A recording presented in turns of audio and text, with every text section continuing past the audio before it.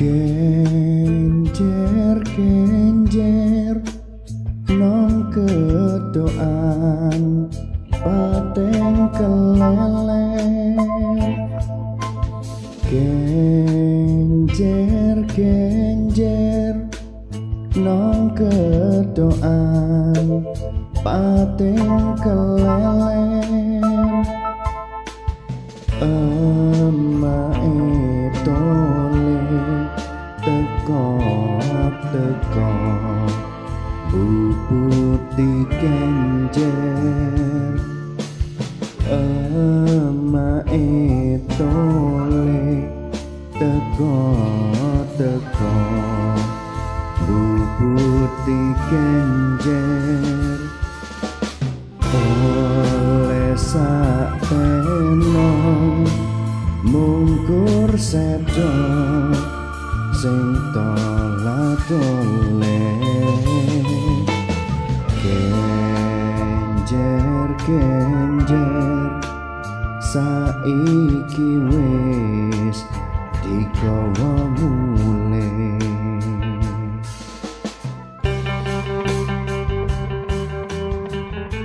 Kalian pasti tahu dengan lagu ini, lagu yang sangat dilarang saat zaman Orde Baru berkuasa. Lagunya bagus, dari nadanya yang nyaman didengarkan, serta liriknya yang mengandung cerita tentang susahnya rakyat sampai harus makan rumput yang bernama genjer. Sebenarnya terlepas dari masalah politik, seni adalah seni, suatu karya manusia yang dapat kita nikmati sebagai hiburan. Akan tetapi untuk lagu yang satu ini mempunyai sejarah yang panjang dan sampai menjadi lagu yang dilarang untuk diputar. Dalam video kali ini, mari kita bahas bagaimana sejarahnya lagu genjer-genjer sampai menjadi lagu yang terlarang. Musik atau lagu menjadi salah satu ungkapan ekspresi seni manusia, melukiskan jejak tersendiri bagi kebudayaan manusia. Begitu pula dengan lagu genjer-genjer yang diciptakan untuk menggambarkan situasi dan kondisi masyarakat Banyuwangi masa penjajahan Jepang. Seiring perkembangannya, lagu genjer-genjer yang semula merupakan lagu untuk mengisyaratkan penderitaan rakyat Indonesia mulai bergeser maknanya. Bahkan lagu genjer-genjer dilarang dinyanyikan pada masa Orde Baru, mungkin hingga saat ini.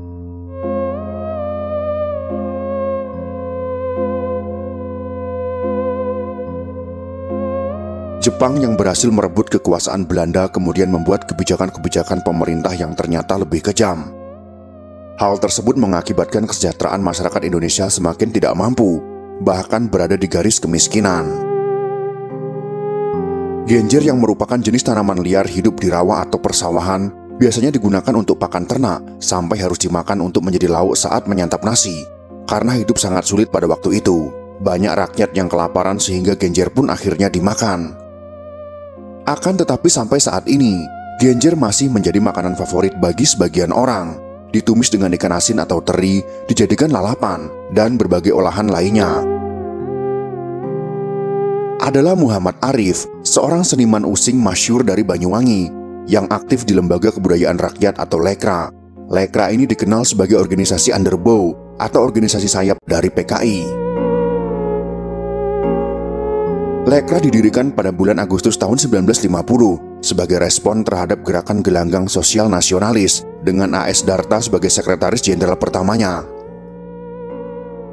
Dengan menerbitkan Mukadimah yang berarti pengantar sebagai panggilan nyata bagi orang-orang muda, terutama seniman dan penulis, untuk membantu dalam membangun Republik Rakyat Demokratis. Pada tahun 1942, Muhammad Arif menciptakan lagu genjer-genjer sebagai gambaran kondisi warga Banyuwangi saat penjajahan Jepang.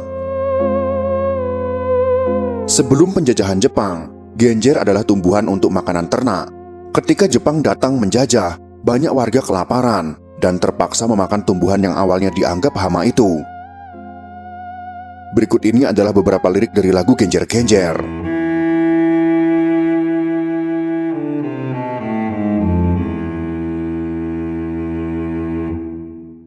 Emae jebeng, podo tuku nggawa welasah. Artinya dalam bahasa Indonesia, ibu si gadis membeli genjer sembari membawa wadah anyaman bambu. Genjer-genjer saiki wis arep diolah. Artinya dalam bahasa Indonesia adalah genjer-genjer sekarang akan dimasak. Genjer-genjer mlebu kendil wedang gemulak. Artinya, genjer-genjer masuk periuk air mendidih. Setengah matang dientas yo dinggo iwak. Artinya setengah matang ditiriskan untuk lauk. Sego sak piring sambal jeruk ring pelonco. Artinya, nasi sepiring sambal jeruk di dipan. Genjer-genjer dipangan musuhe sego. Artinya genjer-genjer dimakan bersama nasi. Lagu Genjer-genjer menjadi populer ketika dinyanyikan ulang oleh Bing Slamet, juga oleh Lilis Suryani pada tahun 1962. Pada masa pemerintahan Soekarno, banyak musikus memainkan lagu ini di istana. Kepopuleran lagu ini lantas dimanfaatkan oleh Partai Komunis Indonesia untuk berkampanye. Lagu yang menggambarkan penderitaan masyarakat desa ini lantas kembali populer di kalangan akar rumput. Begitu lekatnya lagu ini dengan PKI, maka setempel sebagai lagu komunis pun terus melekat. Selepas tragedi Gerakan 30 September atau disingkat dengan G30S yang menyeret Partai Komunis Indonesia, lagu Genjer-genjer juga turut dicekal.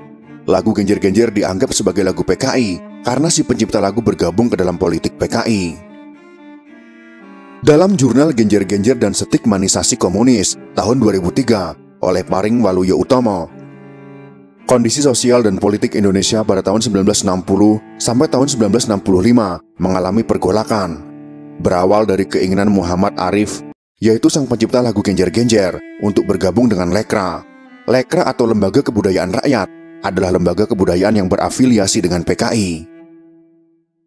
Lagu Genjer-genjer kemudian diusung sebagai salah satu bukti karyanya yang berkonsep pada seni untuk rakyat, ke publik dan kalangan politik. Sejak saat itu, lagu Genjer-genjer mendapat tempat di hati banyak orang dan kalangan politik.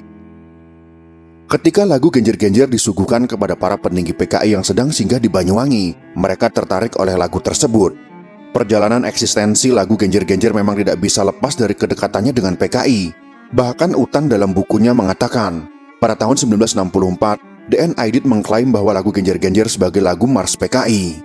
Hal ini karena lagu Genjer-genjer sebagai lagu pembukaan di setiap pertemuan-pertemuan PKI, sehingga makna PKI dan ideologi komunis semakin tidak dapat dipisahkan dari lagu Genjer-genjer.